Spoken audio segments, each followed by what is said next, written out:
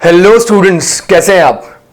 आज का हमारा टॉपिक है द नेगोशिएबल इंस्ट्रूमेंट्स एक्ट 1881। बहुत ही इंपॉर्टेंट टॉपिक है एग्जाम के पॉइंट ऑफ व्यू से। और कई बार स्टूडेंट्स की रिक्वेस्ट आती है कि सर ये टॉपिक समझने में थोड़ी सी प्रॉब्लम हो रही है, तो इस पूरी वीडियो सीरीज में we will talk about the negotiable instruments act 1881। हम इसके सारे प्रोविजंस और इसकी सारी केस स्टडीज को डिस्कस करने वाले हैं। तो नेगोशिएबल इंस्ट्रूमेंट्स का मीनिंग क्या होता है, मैं मीनिंग पे अभी आता हूं, लेकिन मीनिंग पे आने से पहले मैं आपको जरा ये बता दूं कि एक्ट आया कब था। This act came into force on first March 1882। 1 मार्च 1882 को ये एक्ट आया था। और इसका मेजर सोर्स क्या था? इसका मेजर सोर्स था English common law. English common law से इंडिया में नेगोशिएबल इंस्ट्रूमेंट एक्ट बना था। और इसको बनाने का पर्पस क्या था, किस पर्पस के लिए बनाया गया था? ये जो एक्ट है इसको बनाने का पर्पस ट्रेड और कॉमर्स यानी कि मर्केंटाइल पर्पस के लिए ये लॉ बनाया गया था। अब बात करते हैं जरा कि नेगोशिएबल का मतलब क्या होता है और इंस्ट्रूमेंट का मतलब क्या होता है। सो नेगोशिएबल मींस ट्रांसफरेबल। यहां नेगोशिएबल का मतलब नेगोशिएशन से नहीं है, नेगोशिएबल का मतलब है जो ट्रांसफर हो सके। इंस्ट्रूमेंट का मतलब क्या है? इंस्ट्रूमेंट का मीनिंग है रिटर्न डॉक्यूमेंट। तो नेगोशिएबल इंस्ट्रूमेंट का एक सिंपल सा मीनिंग निकल कर आया, एक ऐसा रिटर्न डॉक्यूमेंट जिसे फर्दर नेगोशिएट किया जा सके। लेकिन अब आपके दिमाग में यह सवाल जरूर आ रहा होगा कि सर हम इसे कितनी बार नेगोशिएट कर सकते हैं? जरा गेस कीजिए, इसे हम कितनी भी बार नेगोशिएट कर सकते हैं? यस, ये डिपेंड करता है कि उस इंस्ट्रूमेंट की मैच्योरिटी कब तक है। जितनी इंस्ट्रूमेंट की मैच्योरिटी होगी उतनी बार इसे फर्दर नेगोशिएट यानी कि ट्रांसफर किया जा सकता है। बस डिपेंड करता है कि उसकी मैच्योरिटी ड्यूरेशन कब तक की है। मान लीजिए अगर नेगोशिएबल इंस्ट्रूमेंट पे मैच्योरिटी 3 महीने की है तो उस 3 महीने में उसे n number of times endorse या नेगोशिएट किया जा सकता है। एंडोर्समेंट क्या होता है मैं उसकी बात आगे आपके साथ करूंगा। अब जरा ये देखते हैं कि नेगोशिएबल इंस्ट्रूमेंट्स में हम किसे इंक्लूड कर सकते हैं और किसे एक्सक्लूड कर सकते हैं। ये जानना बहुत इंपॉर्टेंट है और ये जानना बहुत ही आसान है। इसके जानने का बेस्ट तरीका क्या है? बेस्ट तरीका ये है कि हमें सिर्फ 3 सेक्शंस याद रखने हैं, promissory note, bills of exchange और चेक के सेक्शंस कौन से हैं? Section 4, section 5 and section 6। बस ये 3 सेक्शन। यहां मैं आपको ये बात बता दूं कि नेगोशिएबल इंस्ट्रूमेंट्स की डेफिनेशन गेस कीजिए कौन से सेक्शन में है। हर एक्ट की तरह इसमें नेगोशिएबल इंस्ट्रूमेंट की डेफिनेशन जो है वो सेक्शन 2 में नहीं है।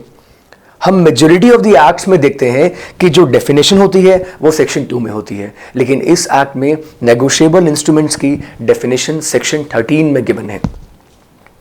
और सेक्शन 4, 5, 6 3 सेक्शंस हैं और 3 उसमें इंस्ट्रूमेंट है। सेक्शन 4 में आता है प्रॉमिसरी नोट, सेक्शन 5 में आता है bills of exchange and section 6 में आता है चेक।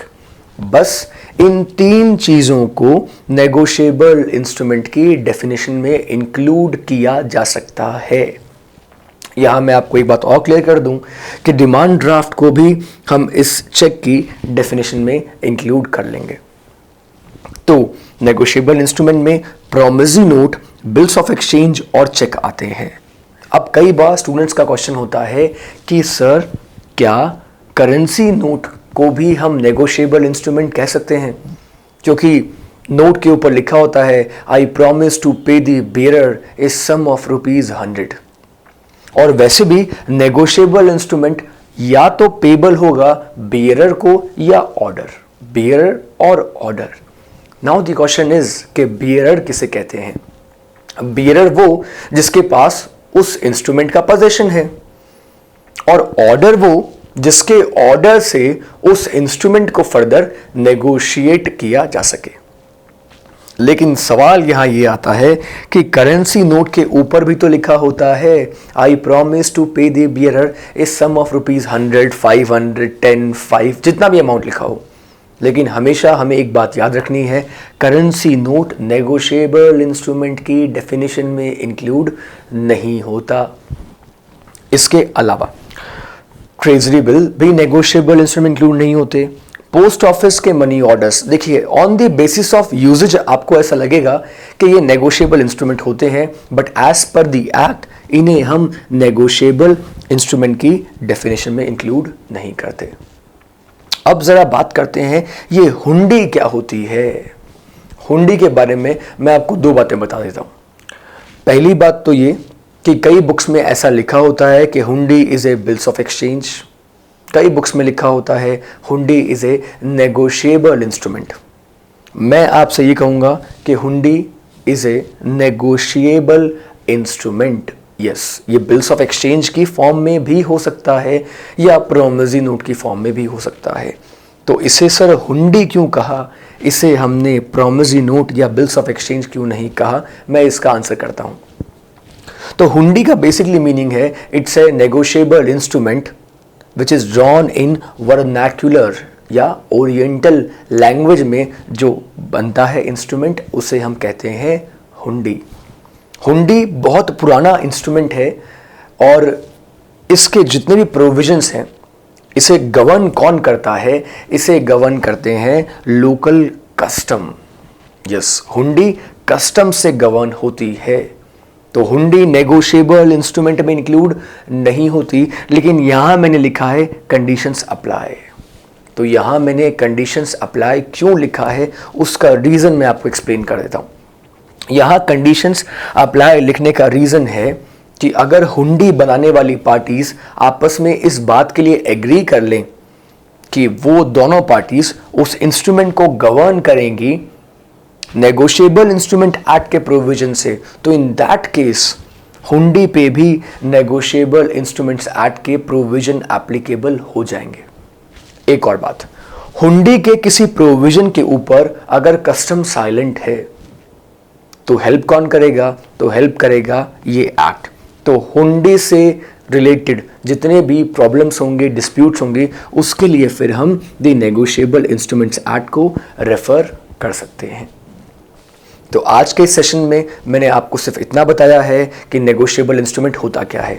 नेगोशिएबल इंस्ट्रूमेंट सर एक रिटर्न इंस्ट्रूमेंट होता है, रिटर्न डॉक्यूमेंट होता है, और वो डॉक्यूमेंट ट्रांसफरेबल होता है। ट्रांसफरेबल कैसे होता है, या तो बियरर या ऑर्डर। बियरर जिसके पास में हो और ऑर्डर जिसका नाम लिखा हो, यानी कि जिसके पास उसे ट्रांसफर करने की अथॉरिटी हो। नेगोशिएबल इंस्ट्रूमेंट में हम इंक्लूड करते हैं सिर्फ तीन चीज़ों को, promissory note, bills of exchange and cheque. और चेक में ही हम इंक्लूड करेंगे किसको, डिमांड ड्राफ्ट को। चेक के बारे में एक इंपॉर्टेंट बात मैं आपको बताना चाहूंगा कि cheque is a bills of exchange only. Yes, cheque भी बिल्स ऑफ एक्सचेंज का ही एक टाइप है, but it is drawn on a specified bank. अब इसके बाद इन द नेक्स्ट वीडियो हम लोग डिस्कस करेंगे कि बिल्स ऑफ एक्सचेंज कैसे बनता है, प्रॉमिसरी नोट कैसे बनता है, और उनका एंडोर्समेंट भी किस तरीके से किया जाता है। Keep watching for more videos. Thank you so much.